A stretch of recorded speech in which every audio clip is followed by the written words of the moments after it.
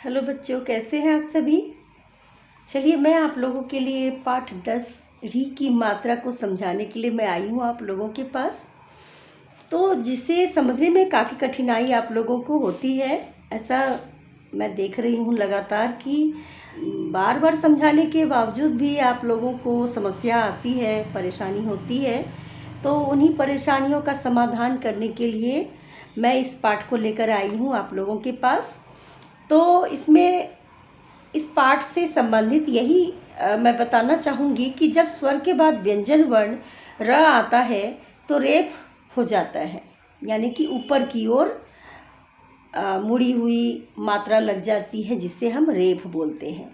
या स्वर के बाद व्यंजन वर्ण में आता है तथा व्यंजन वर्ण के बाद र आता है, तब पदेन यानी पैर की तरफ, नीचे की तरफ लग जाता है। जैसे प्रिया, प्रेम आदि ये सभी शब्द जब हम लिखते हैं प्रिया तो प में नीचे की ओर र का रेफ लग जाता है। प्रेम में प में नीचे की ओर र का रेफ लग जाता है। तो इसी प्रकार आप लोग, अभी मैं कुछ शब्द ऐसे बताने वाली हूँ आप लोगों को, आप बोर्ड पर देख रहे होंगे कि इन शब्दों को उलट फेर करके लिखा गया है। कुछ शब्द लिखे गए हैं जिन्हें उलट फेर कर लिखा गया है, जिसे आपको सही क्रम में लिखना है। तो किस प्रकार आप सही क्रम में लिखेंगे, चलिए ये हम लोग पहले सीखते हैं। ये प्रश्न नंबर 3 में है, पृष्ठ संख्या 41 में आप देखेंगे पाठ 10 में प्रश्न नंबर 3 में इस प्रकार से उलट फेर किए हुए कुछ शब्द लिखे गए हैं जिन्हें आपको सही क्रम में करके लिखना है। तो चलिए हम लोग सीखते हैं। देख रहे हैं ना, बीच से कटा हुआ है जिसे हम लोग कहते हैं मूर्धन्य स। क में पैर की ओर री का रेफ लगा है, यानी र पदेन, इसे कहेंगे र पदेन। तो स क्री क, इसका तो कोई अर्थ नहीं है। सक्री क, इसका कोई अर्थ नहीं है। लेकिन जब हम इन शब्दों को, इन अक्षरों को जब हम उलट फेर करेंगे ना, तो अर्थ स्वयं आ जाएगा हमारे सामने। चलिए देखते हैं। चलिए मैं यहाँ पर नंबर डालती हूँ। मैं यहाँ डालती हूँ नंबर 1, मैं यहाँ डालती हूँ नंबर 2 और यहाँ डालती हूँ नंबर 3। ठीक है, चलिए अब हम लोग क्रम से लिखेंगे। यहाँ पर तो क्रम से नहीं है, नंबर 1 बीच में है, नंबर 2 पहले है, नंबर 3 बाद में है। तो इसे हम लोग चलिए इस नंबर के हिसाब से क्रम में हम लोग लिखेंगे। ठीक है, तो नंबर 1 में क्या है, नंबर 1 में क्री, क्या है क्री। नंबर 2 में क्या है स, और नंबर 3 में क, तो कृषक। चलिए अब तो अर्थ निकल आया। कृषक यानी, कृषक का मतलब क्या होता है, कृषक का मतलब होता है किसान। कृषक का मतलब क्या होता है, किसान। चलिए अब हम लोग इसको क्रम में लिखते हैं। तो अब आप भी समझ गए होंगे, मैम ने उलट फेर किया है, चलो थोड़ा हम भी दिमाग लगाते हैं, है ना। तो यहाँ भी उसी प्रकार उलट फेर इस प्रकार करेंगे। नंबर 1 पहले डालेंगे और नंबर 2 बाद में डालेंगे। कर्म, कर्म यानी क्रिया। कर्म, जो हम लोग कर्म करते हैं, कार्य, है ना। और लास्ट में, नीचे में है नार च अ। नार च अ का तो कोई अर्थ नहीं। चलिए इसे भी हम लोग क्रम में लगाते हैं। कैसे, तो सबसे पहले चलिए इसको 1 डाल देते हैं, इसमें 1 डाल देते हैं, इसमें 2 डाल देते हैं और इसमें 3 डाल देते हैं। 1 2 3, 1 2 3। चलिए नंबर 1 हम लोग लिखते हैं यहाँ पर अ, नंबर 2 में है च और नंबर 3 में ना, अर्चना। अर्चना से नाम होता है ना, किसी का नाम हम अर्चना रखते हैं, है ना। तो अब आप समझ गए होंगे कि किस प्रकार उलट फेर किए हुए कुछ शब्द होते हैं जिन्हें हम लोग कैसे सही से लिखते हैं। तो पहले हम लोग दिमाग लगाते हैं, है ना, कि कौन सा पहले डालेंगे तो सही होगा। तो एक बार चलिए हम लोग इस तरह से करते हैं। जैसे चलिए अंत वाला है ना। तो मैंने तो लास्ट में 1 दिया, बाद बीच में 2 दिया और शुरू में 3 दिया। मैंने क्रम से 3 2 1 ऐसे किया। अगर यहीं पर मान लीजिए कि मैं इसे 1 कर दूं, इसे 2 कर दूं और इसे 3 कर दूं, तो क्या अर्थ निकलेगा? 1 आएगा च, 2 आएगा ना और 3 आएगा अ। तो च ना अ का कोई भी अर्थ नहीं निकला, कोई भी मतलब नहीं निकला, है ना। चलिए तो इसे मैं मिटा देती हूँ। इसका कोई अर्थ नहीं निकला, कोई भी मतलब नहीं निकला, है ना। अब हम लोग आगे बढ़ते हैं। अब मैं आप लोगों को नंबर 2 बताने वाली हूँ। तो नंबर 2 इसे मैं मिटा देती हूँ और चलिए हम लोग नंबर 2 लिखते हैं। वर्णों को जोड़कर शब्द बनाने के लिए दिया गया है ना। वर्णों को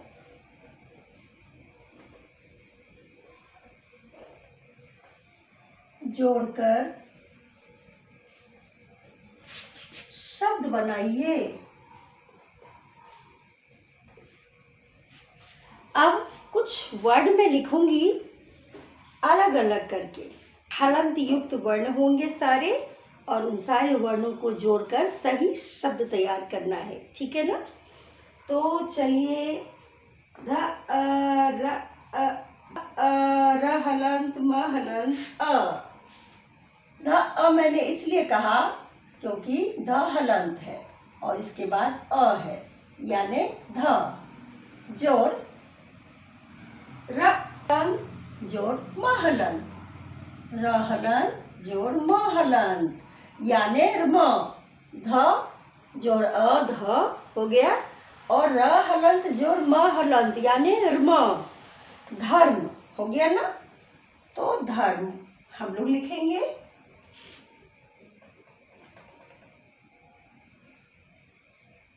चलिए अगला शब्द है क आ र हलंत जोड़ य हलंत। क आ जोड़ र हलंत जोड़ य हलंत जोड़ अ। कैसे पढ़ेंगे इसे? क आ यानी का, र हलंत जोड़ य हलंत रिय, अ। य के बाद अ है यानी य को हम पूरा पढ़ेंगे। तो कार्य र रेफ में आएगा इस प्रकार। अगला शब्द है उम्र। तो मात्राओं में हलंत नहीं होते। वो जोड़ म हलंत जोड़ र हलंत जोड़ अ। तो क्या हो गया? उम्र। क्यों हुआ? क्योंकि व्यंजन के बाद र हलंत आया। व्यंजन वर्ण के बाद वर्ण आया। तो व्यंजन वर्ण के बाद अगर र व्यंजन वर्ण आता है तो वो पैर की ओर लगता है, वह मात्रा पैर की ओर लगती है। और आप यहाँ देखिए कि स्वर के बाद र व्यंजन आया है हलंत, स्वर के बाद र हलंत आया है, तो ये ऊपर की ओर लगा है रे। और वहीं पर व्यंजन के बाद र हलंत आया है तो वह नीचे की ओर लगा है, जिसे पदेन बोलते हैं। नीचे की ओर, पैर की ओर, पदेन यानी पैर की ओर। के बाद है सम्राट। कैसे लिखेंगे सम्राट? तो चलिए हम लोग लिखते हैं हलंत। ये कौन सा स है? ये है, ये कौन सा स है? ये है दंत स। स हलंत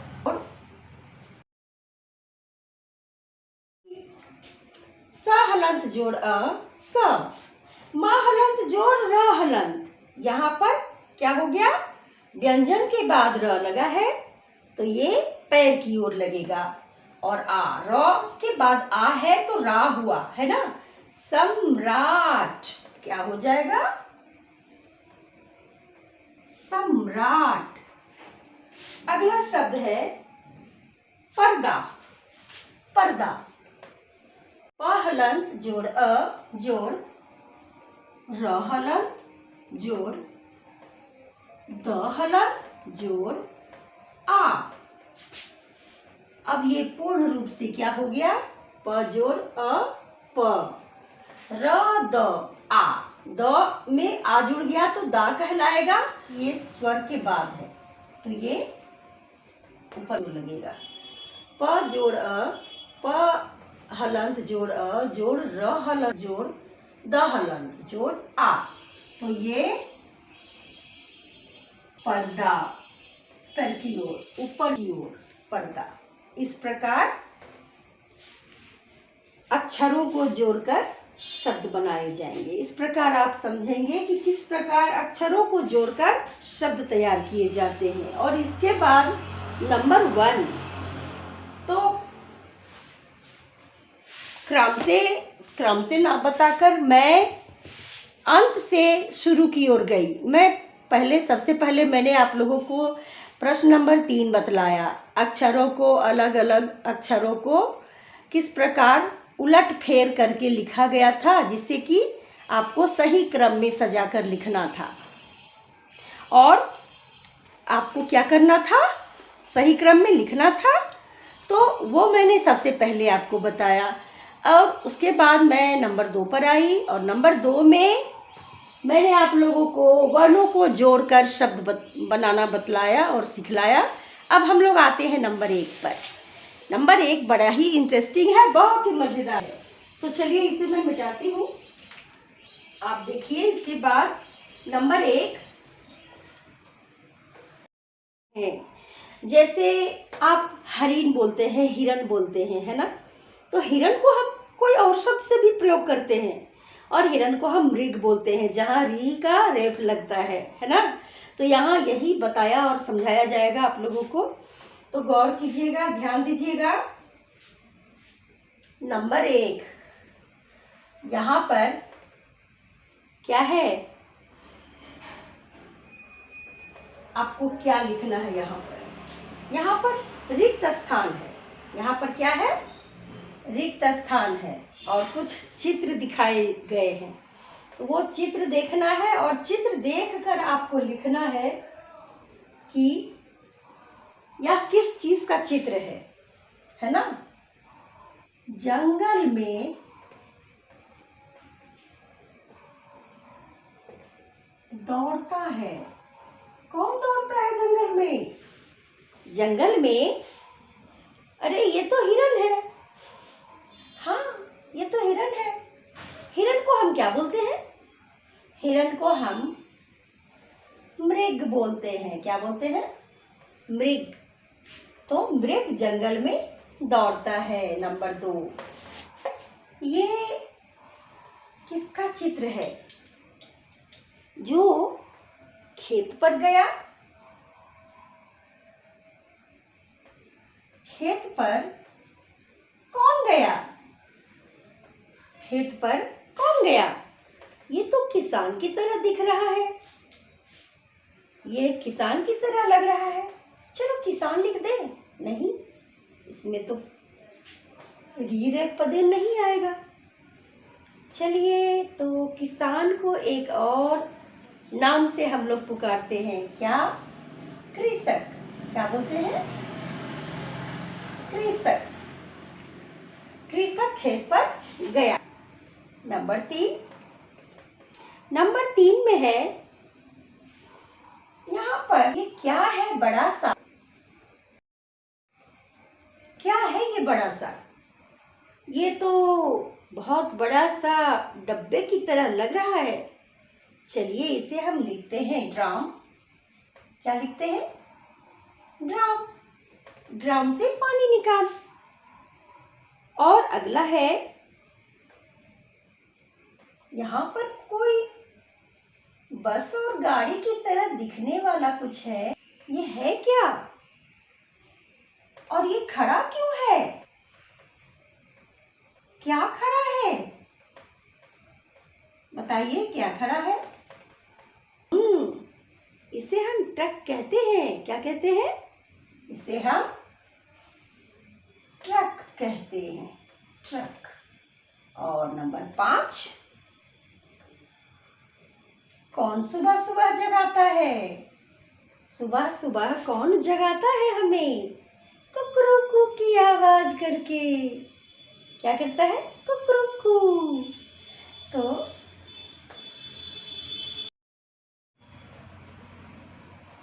कौन जगाता है सुबह?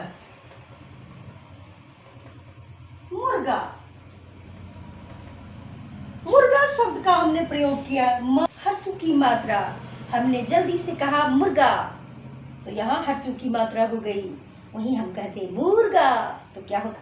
दीर्घों की मात्रा हो जाती है ना, और वो अशुद्ध हो जाता। और नंबर 6 है, चलिए अंत है ये, और ये है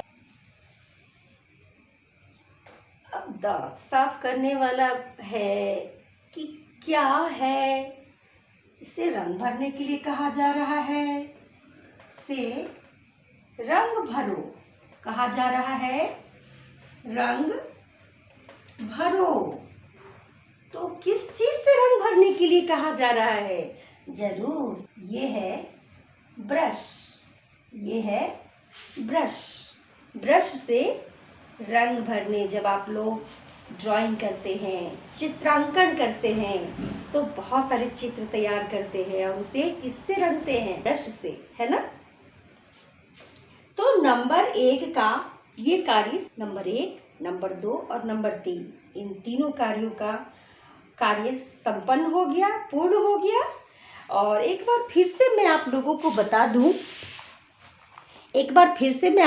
बता दूं कि जब स्वर के बाद व्यंजन वर्ण र आता है, जैसा कि मैंने आप लोगों को बताया था, बोर्ड के माध्यम से आप लोगों को मैंने बताया अभी कि जब स्वर के बाद व्यंजन वर्ण र आता है तो रेफ ऊपर की ओर, किसी भी शब्द में ऊपर की ओर जो लगता है वह र रेफ लगता है, जैसे तर्क, गर्भ। तथा व्यंजन वर्ण के बाद र आता है तब पदेन यानी पैर की तरफ, नीचे की तरफ लग जाता है, जैसे प्रिया, प्रेम आदि। तो इसके साथ ही आज की कक्षा समाप्त होती है बच्चों, और अगली कक्षा में फिर से मैं उपस्थित होंगी। और मुझे विश्वास है कि आप लोगों को समझ में आ गया होगा कि अगर शब्दों का हो, अक्षरों का उलटफेर हो, तो आप उसे आसानी से सही शब्द रूप दे सकते हैं जिसका अर्थ निकले। किसी भी शब्द का अर्थ होता है, हर शब्द का अर्थ होता है, लेकिन जो शब्द अर्थहीन होता है वह उस शब्द का कोई मतलब ही नहीं होता है। जिसका कोई अर्थ नहीं होता उसका कोई मतलब नहीं होता। व्याकरण में बहुत ही विस्तार पूर्वक आप लोगों को बताया जाता है, हमेशा बताया जाता है कि अगर शब्दों का उलटफेर, अक्षरों का उलटफेर अगर हो जाता है तो उसका कोई अर्थ ही नहीं निकलता, और जिस शब्द का अर्थ नहीं निकलता है वह अर्थहीन हो जाता है, उसका कोई मतलब नहीं हो जाता, कोई भी अर्थ नहीं निकलता, तो वह शब्द ही बेकार है, व्यर्थ है। तो इसके साथ ही मैं वर्ग समाप्त करती हूँ। धन्यवाद।